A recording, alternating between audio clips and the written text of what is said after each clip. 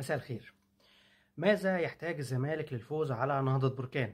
الزمالك في إياب نهائي الكونفدرالية يوم الأحد القادم بإذن الله هيبقى محتاج الفوز، طبعا بنتكلم كنتيجة محتاج الفوز بهدف نظيف عشان يحقق لقب بطولة الكونفدرالية المرة الثانية في تاريخه. الزمالك خسر في مباراة الذهاب بهدفين لهدف، ولكن طبعا إعمالا لقاعدة احتساب الهدف خارج الأرض بهدفين، فإذا الزمالك محتاج لهدف وحيد. فنيا اللي محتاجه جوزيه جوميز المدير الفني للزمالك والعناصر اللي عنده عشان يحقق الفوز.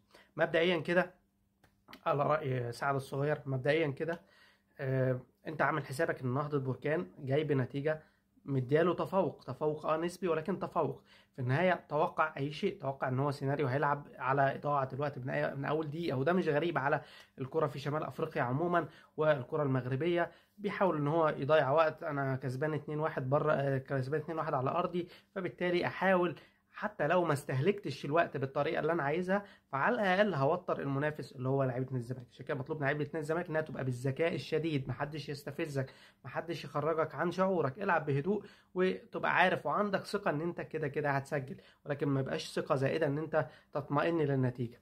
الهدف المبكر هيبقى سلاح مهم جدا لنادي الزمالك اذا استطاع نادي الزمالك ان هو يلعب على نفس الاسلحه اللي اعتمد عليها، خاصه في الشوط الثاني. الكرات العرضيه اللي هي نقطه ضعف في الفريق المغربي زي ما هي نقطه قوه في الهجوم، هي نقطه ضعف في الدفاع، اعتقد هتبقى مهمه جدا.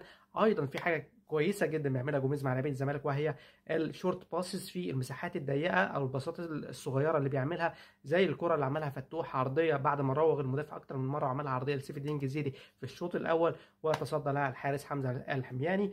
عموما الزمالك عنده فرص للتفوق. مين اللي هيلعب جناح شمال؟